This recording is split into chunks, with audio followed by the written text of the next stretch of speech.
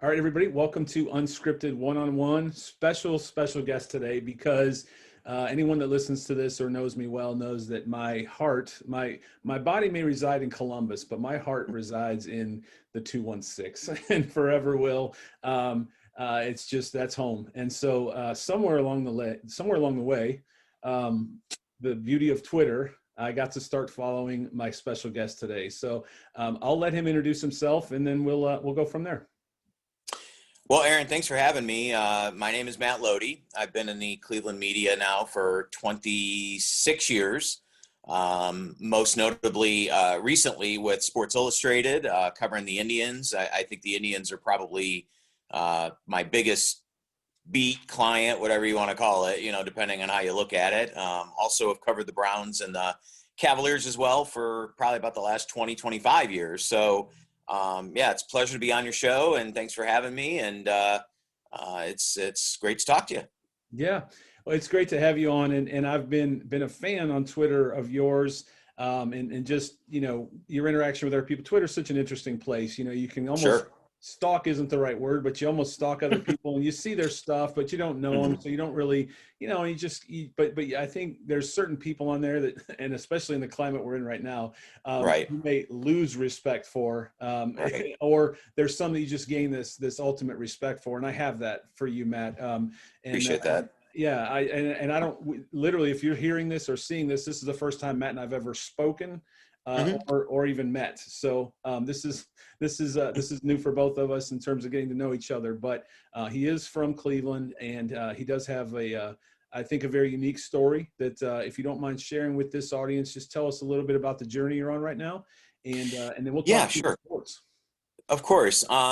Again, I've been blessed in the fact where, as I said, I started this journey in sports 1994. Right out of high school, went to broadcasting school, just kind of coasting along in my career, doing a lot of great stuff and being very, as I said, lucky enough to do a lot of it. And then about 30 months, 2.5 years ago, I was diagnosed with stage 4 lymphoma, which of course is blood cancer. Started innocently enough as just some stomach pain, and was told by my family doctor that it was just acid reflux, and then it kind of got pushed up to being pancreatitis, which was a misdiagnosis. And on April 29th, 2018, was told that it was a cancer in Seidman Cancer Center in downtown. Well, actually, at that point, just the hospital in downtown Cleveland. And it's been an incredible 30 months. A lot of dark days, a lot of bright days. Still fighting. I've gotten some good diagnoses, but also some very not so good ones. Through scans and of course through different types of testing and whatnot. Right now going through, and this is my dog, by the way, Otto. So he's gonna join us for a minute here. Yeah. Why not? So, all right, dog, that's it. You've annoyed me enough. Otto, come here. Go to mom. All right, there you go. Anyway, he knows when I'm in an important call, right? Yep. But anyway, we're in the midst of a clinical trial right now as we speak. I've had 4 rounds of it. I'll have 2 more. In December, we'll finish off this clinical trial, and I'll have another scan. The doctors have been pretty vocal about this being a chronic condition, meaning that as of right now, where we stand, we've been told that this might be something I do have to live with. I'm not exactly a believer in that. I think the Lord has other plans. So we're hopeful that throughout the course of this, that, the cancer will be gone. But my wife and I are strong believers in that, the plan is in place, but we don't know it. We're just going to keep going day by day. As I think I told you on one of the tweets, as we talked a little bit back and forth, I had a very difficult weekend last weekend due to the treatment. Saturday, Sunday, and even into Monday was pretty miserable. And that's just part of it. Sadly, you sort of learn to live with that. But yeah, it's, this last 2.5 years, as I said, I can't even begin to go into detail about how crazy it's been in terms of the amount of people that I've gotten to talk to know, podcasts like yourself that I've been honored and blessed enough to be on. People out of the media that have reached out, people, nationally, locally, of course.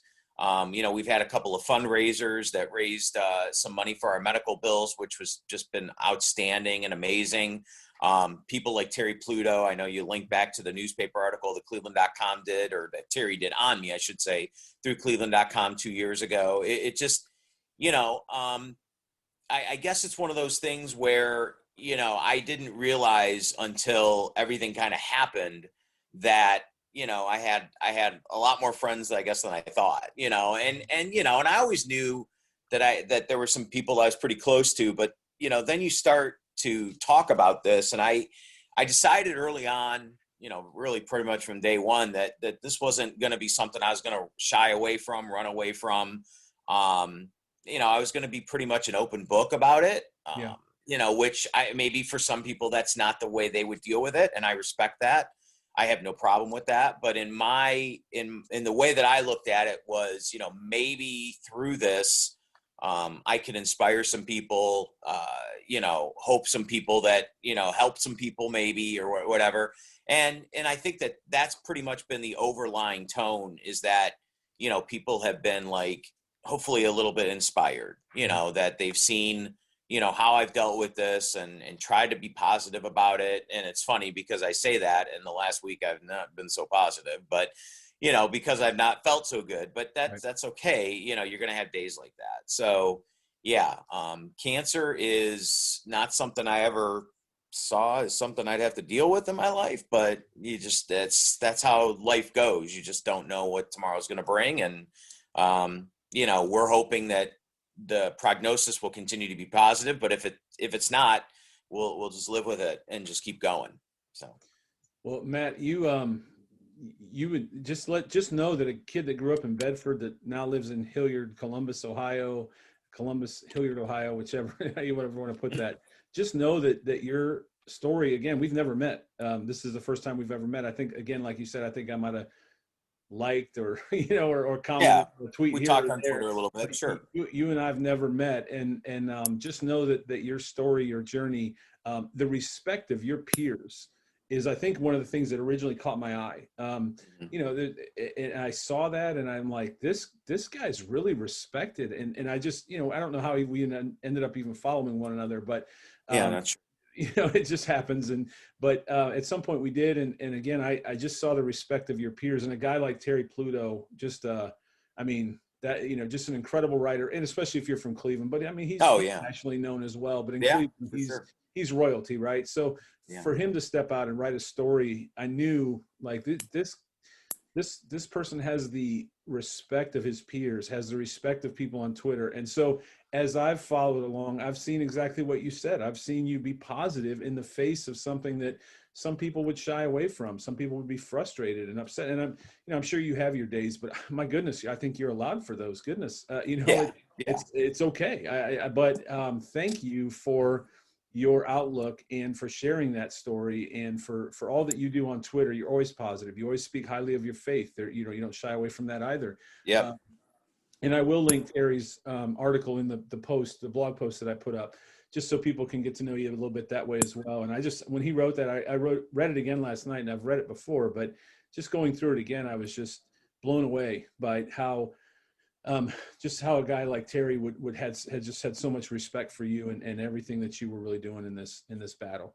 Yeah. And, as I said, I one thing that you have in this business, and in any business really, one thing you have as a human being is your character. Mm-hmm. And, I will readily admit that, I started in this thing as like a 19-year-old, and I made plenty of, bonehead mistakes, and probably said a lot of things throughout the course of years that I shouldn't have said, and maybe alienated some people. And that, sadly, are the things that you tend to remember. Mm-hmm. But, as my faith has grown way before this even started, I sort of looked at it like, there's only so many times you'll have the opportunity to develop relationships and develop, friendships and everything like that. And, really for me, the ability to cover games as I have throughout the course of the last 2+ decades has shown me, and it's given me the opportunity to get to know people and really been able to not just get to know them, but find out things about them. Like a John Telich is a great example. I mean, John and I have been friends for quite a while, and John I got to know just from being at practices, being at games, whatever, and I got to know John because he's a marathon runner. And Right. I actually have enjoyed running the last couple of years as well. And we've gone on a run or two together. And, my thing is like, okay, you can ask me questions, whatever, but I really want to know about you. Let me talk to you, John, about how's your runs going? How's this going? How's that going? So, I enjoy getting to know people and getting to know their stories and everything like that. And, and it's been, and then when this happened with the cancer, it kind of got turned around on me because then everybody wanted to know how I was doing, Right. and while I was in the hospital and, getting visits from, my friends from the Indians and getting cards and letters and, of course, social media as well. It was just, as I keep saying, it's been overwhelming. I mean, I can't even count how many cards, we've gotten delivered here to the house. And, one, real quick story, I actually, even though I live in Cleveland, and it might come as a surprise, but I am actually a Steelers fan. Oh boy. Been a Steelers fan since I was a kid. Hmm. So it's interesting. I, have followed the team pretty much most of my life, and also have written a couple books about them. And throughout the course of writing those books, I got to know, mostly on the peripheral, a former player by the name of Dwight Stone. He played wide receiver for them back in the late 80s, early 90s. Never was, not a Hall of Famer. Certainly, most people probably may have heard the name, but don't remember much about him other than he played for the Steelers for a few years. But I got to know Dwight pretty well. Got to know him, and interviewing him a couple times for different stories for one of the books I wrote on the Steelers. And one day, on Facebook, we were, he sent me a message. He said, "What's your address?" And I thought, oh, great. He's going to send me a card, which again would have been more than enough and would have been just an incredible gesture for somebody like that. When I say like that, I mean somebody as kind and as probably busy as I'm sure he is, to take the time out to send me a card. And I gave him my address, and like within a half an hour, I got a phone call from a lady who said, "Hi, I'm with Edible Arrangements, and I'm going to be dropping something off here in a few minutes." And I'm like, okay. And sure enough, Dwight Stone, a guy who, as I said, a former football player who I probably had on my fantasy team a couple times throughout the years, took the time out to send me, probably what cost him, $50, $75, a fruit arrangement, more or less, and I mean, just for him to do that, with a little message in the card, it just made me like, I just couldn't even believe it, and it was like, wow. I mean, and as I said earlier, it's just stuff like that, and you never forget stuff like that. And you can only say, as I've said on social media quite a few times, I can't even say thank you enough. You know what I mean? Because I don't want it ever to sound shallow, but the amount of people, as I said, who've sent cards and letters and, here's a check here, here's a couple dollars there for medical expenses and things like that. You never forget that stuff, and you never can really repay those people. But the one way I think you try to do it is you try to give back when you can. You know what I mean? So that's why I always try to take the time. If somebody needs something, if I can help in any way, stuff like that. Maybe that's not my life's work. I don't know. I'm still trying to search for that some days. So, but there's just been, it's incredible, especially like you mentioned in our day and age. Where there's so much hostility out there, and there's so much, unnecessary drama for people. Whether it's because of politics or because of you don't agree on certain things with somebody else. For people that still to this moment, maybe who don't know you all that well, to take the time to do stuff for you. I mean, that it's a great, incredible gesture. And it's taught me a lot of lessons along the way too, which, I'm very thankful for. And I think people just want to help, and I think Yeah. as you said that so well.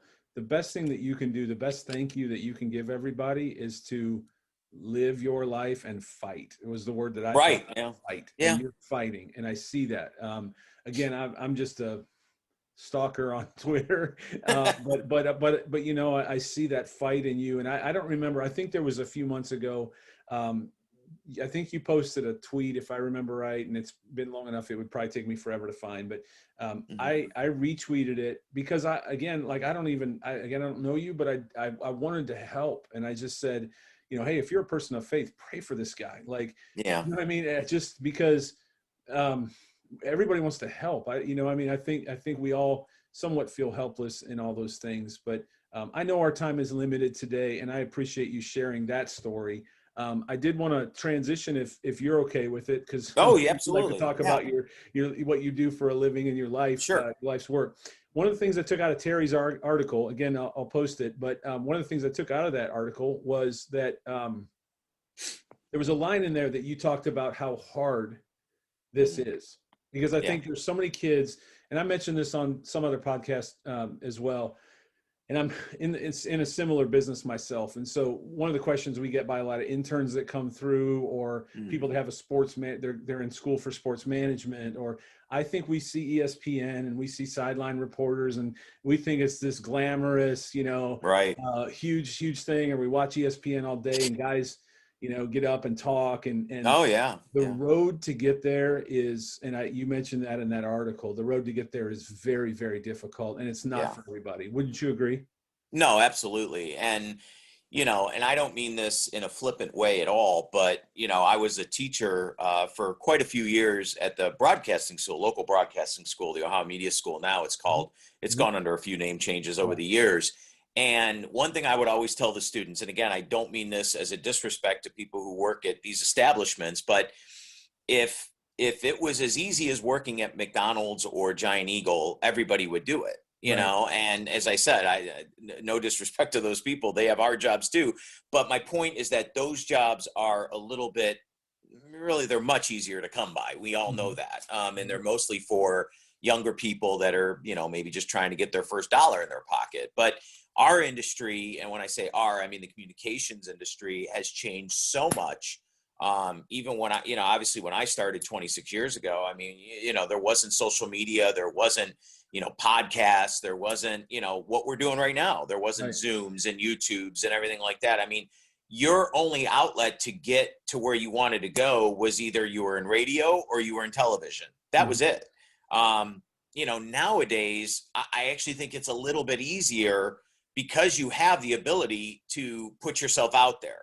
Right. I was talking to somebody earlier today, and this person's in a completely different field of communications. And he and I were speaking about, how nowadays younger people, all they want to do is execute what they call their brands. Right. That term never even existed when I was, when I was getting into this thing. My thing was just I wanted to be good at what I did, and the only way you're ever going to be good at it is just by putting the work and putting the time in and putting the effort in. And as I said to this gentleman I spoke to, I said, people, younger people, and again, not every single one of them, but a lot of them, they don't want to hear that you're going to have to work on Thanksgiving Day. They don't want to hear that you're going to have to work on your mom's birthday or your birthday or New Year's Eve or whatever. And I've done all of that, and part of it though, and a lot of the younger people, the first questions they ask is, well, what type of money can I make? Mhm. Well, let me just say that if that's the first thing you ask, this is not the business for you. Right. You have to have a passion for what you do. And if your passion is there, the money will come. You know what I mean? And it won't be easy. And it really, and when I say the money, I'm not talking about, six figures for Mhm. most people. Right. Maybe enough to live. Maybe you'll have to pick up another job. I don't know. Certainly I've done that throughout the course of the last 2+ decades, but again, people don't want to hear that. They think they're going to get out of school and they're going to make, 50, 60, 80, 100 grand. And it's just not, that doesn't exist. Again, you put the work in, you put the effort in, and hopefully you can find a way. But you listen to the stories, and that's the one thing I try to stress also to students and to young people who are, interested in either my field or even another field. It doesn't have to be communications. Listen to stories of successful people. That's a key, I think, that a lot of people don't do. They just are very, as I said, kind of flippant. Oh yeah, whatever. So, but how do I be Joe Buck? Well, what do you think Joe Buck was doing 30 years ago to be Joe Buck? I mean, what do you think Rush Limbaugh was doing 40 years ago to be Rush Limbaugh? I mean, these guys are all very vocal about how it wasn't easy when they got started. And, as I said earlier, it's not an easy business. And most people will discover throughout the course of even just being in school that it's not for them. Yeah. And that's okay. I've told students throughout the course of years, I've said, you can change your mind. You will change your mind. I mean, when I first got started, I wanted to be the next Jim Rome. I thought I was going to be this great talk show host. Right. Yep. And, I then realized, probably my first decade in the business that, what, I don't want to do that anymore. I don't want to be Jim Rome. I don't want to be a sports talk host. I like reporting. I like being at the games. I like being able to put together packages and whatnot. And then I got involved in writing, and now I probably do better income wise from writing than I do from radio. I never thought that would happen, but that's just how the business has changed. So, and that's another thing that I stress to young people all the time, or people that want to get in the business, is you can't be a one-trick pony. You've got to, if you have the opportunity to do play-by-play, sideline reporting, writing, radio, get in front of a camera, do it all. Just try it. Even if it's like, well, it's not something I want to do.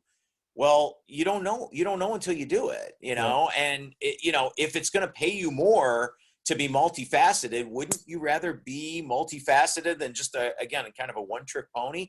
Yeah. Yes, there are people out there that all they do is sports talk radio, and that's all they do. They get in front of a mic for 3 hours a day and they do a show. But if you really look around the industry now, almost, I would say easily 70 to 80% of those people do something else. Yeah. Whether it's writing, for a website, whether it's television, like I said, listen to the success stories of guys like Stephen A. Smith and, again, Rich Eisen and, Scott Van Pelt. I mean, you can go on and on. I mean, there's so many of them out there. And if you don't get inspired by those, then again, you might be in the wrong industry. Yep. And that's okay. As I said, the industry's not for everybody. Yep. No, that's all so true. And a little known fact, I grew up listening to Bill Needle. You probably remember Bill Needle, right? Yeah, I remember Bill very well. Yeah. Rest in peace, Bill Needle, because that passed away not long, it was a couple years ago, right? A couple years ago, yeah. But I grew up listening to Bill Needle, and I just thought he was the best. I mean, I loved his sarcasm. Who's the other one? Les Levine, Oh, sure. Like I worked with Les. Yeah, Les is undergoing some health issues, but he's still around. I still see Les every once in a blue moon. Yeah. Yeah, Casey Coleman. I mean, all the Cleveland names. Yeah. A lot of people listening to this may not know, but Bill Needle was the guy that inspired me. I was in sales in Cleveland at the time. After I graduated, I came back to Cleveland and I had a territory up there. And at one point, I was listening to Bill Needle, as always, every morning. I said, you know what, I'm going to go. So I went down the road to, at that time, it was the Connecticut School of Broadcasting. Yeah, that's where I went. That was the name of the school that I.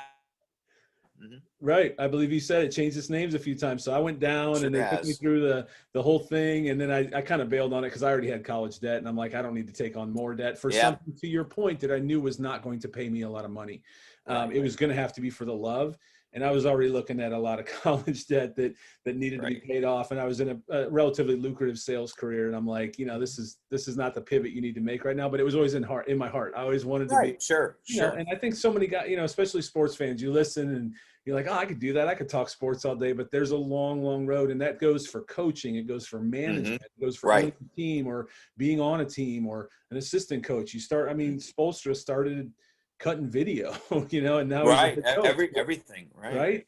And so I think that's the message there, but, and I don't want to take a ton of your time. I'm so appreciative of your time and hopefully we can do this again. For sure. One thing I guarantee is I'm going to continue to watch everything you're doing. I appreciate that. Thank you. And I'm going to continue to pray for, you just a fight, and just know you've got a huge fan in Columbus that's following Thank and you. pushing you as much as I possibly can. The one thing I want to share before we get off here, what links do you have, whether it's your Twitter and email, if somebody has a question, if you want to share that, Sure. or a way to contact you, or I know you have a website. What are all Sure. the links that people can get a hold of you?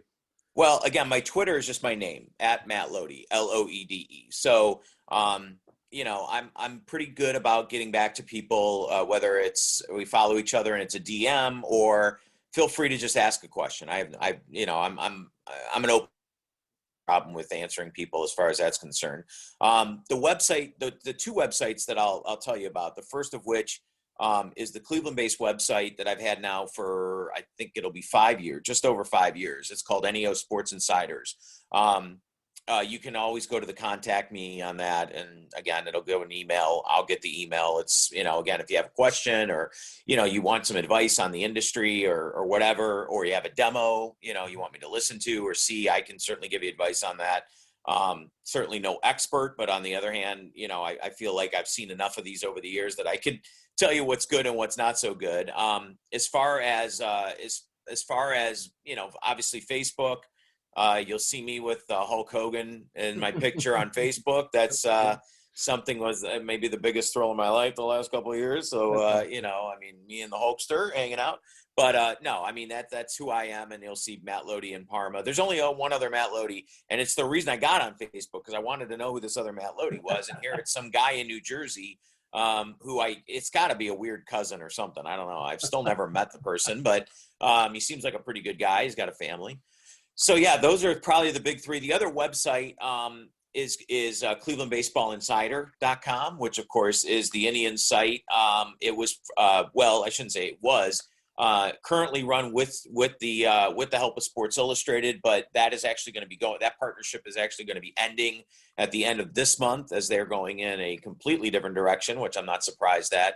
Maven, the company that owns SI, is dumping a lot of the community sites, and they're just going to be going to more of a subscription does. So we're going to continue to run Cleveland Baseball Insider. It'll just be an independent Indian site on its own. So we have a couple of, and again, that also is another way you can reach out.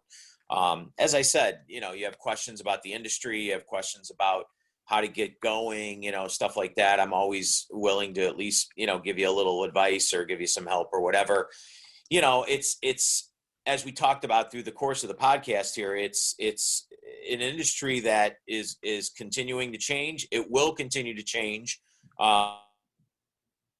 To be a conduit to that change, you're just not going to be able to make. Yeah. I've seen a lot of people who, I respect greatly, who, they're getting older, 60s, 70s, and they're just, they're okay with where they're at. They're not willing to want to learn a new skill and all that other type of stuff. And I understand it, who I greatly respect. I still think is one of the great writers in our city here is Indians beat writer Paul Hoynes for Cleveland.com. Right. And I've seen Paul struggle with Twitter and all that other type of stuff, but he's put in the work to learn it. And he's done a great job with it, but my point being, again, is look at somebody like that, who, again, has been a success and continues to be a success and is so well respected in our industry. He just didn't get up one day and just say, well, Twitter, I don't need that. I don't need to worry about that. He understood that it was going to be a different world if he didn't adapt to it. And he's done a tremendous job in doing that. So, it's, and you can say that, like we used the term earlier, build your brand, I guess, if you will. It truly is about building yourself and trying to become a better person, and also not only a better person, but a better person in your industry, whatever that industry is. It might not be, like we talked about, sports communication. It might be something completely, entirely different. But if you want to be the best at what you do, you just got to put in the work, and it's just not going to be easy in any industry. And again, our world is, so different. We don't know where we're going to be in a year either. So who knows? Even in 2 weeks, right? Well, Matt, I would love to have you on again. Sure. You have an open invitation forever. Anytime. Anytime, because and I'd really love to dig into Cleveland sports. We didn't even get to Yeah. that because much like yourself. Absolutely. So I'm a Raiders fan. Okay. And So are it's you coming because up of for the Bo game Jackson. Sunday or what? I think the Browns are going to win. I do. Yeah, I tend to believe that as well, but it's not going to be easy. Baker found something, and Yeah. like I said, we can go into Cleveland. But I watched the Browns because I grew up in Cleveland. The truth is, after the fumble, and I loved Ernest Binder. I mean, I still to this day do. I think he's just a tremendous person. And it was a heartbreaking thing, but I couldn't take anymore. And at that time, there was this guy in Oakland, or I guess wherever they were at that point, Oakland, I guess, or Los Angeles or whatever. But number 34 was pretty cool to watch, and so I became a huge Bo Jackson fan. Bo knows. Yeah, I was gonna say I had the poster, man. Yeah, everybody did, right? And so I'm a Cavs and Indians fan. My sports is a little weird, but I'm a Cavs and Indians fan. I'm a Raiders fan, and as most people know, I'm a diehard North Carolina fan. There you go. I just saw today they posted that Ohio State and Carolina are going to play at Rocket Mortgage. Hopefully, at the field house, right? Absolutely, that'll be fun too. That'll be a good time. We get a little bit more freedom in our country in terms of safety, I guess, if you will, and hopefully maybe by then the vaccine will be out there. So little known fact, my brother's a Raiders fan, and a couple years ago, I did a Wahoo Club, which of course is the Indians' official fan club. Bob Rosen runs that. I was invited to come out for a signing for their Christmas party, and who was there? And he lives in Seven Hills, Ohio, and is a great guy. Never talked to him before, but had a nice long conversation with him. And you might remember the name, Jack Squirek. Wow. Who picked off Joe Theismann in the Super Bowl back in 1984 and ran it back for a touchdown right before halftime. That was the nail in the coffin, really, for the Redskins in that Raiders-Redskins Super Bowl. Wow. Jack owns a business. I want to say construction, but I might be confusing that with Len Barker, who I know owns a construction business outside of Cleveland. Mm-hmm. But yeah, Jack Squirek lives in Seven Hills, and so there's a Raider connection everywhere, including right here in Northeast Ohio, as crazy as that sounds. That's great. Well, I'll be watching on Sunday, and I hope we are back to a place where we can get back to having fans in the stands, and someday I hope I'm in Cleveland at a game, and I hope I can just see you from far away and give you a thumbs up. And just say hello in real life, as they say. But I can't thank you enough. It meant the world to me that you would come on. No problem. Anytime. You got a fan in Columbus, and continued prayers to you. And I'll be watching everything, and we'll get all the links up. And I hope everybody gives you a follow and just continues to follow. Thank you. All right, Matt. And God bless you and your listeners. And again, thank you for having me on the podcast. And we'll do it again soon. That sounds great. Okay. Talk to you soon, Matt. Thank you. Thanks so much, Aaron. Bye-bye. Bye-bye.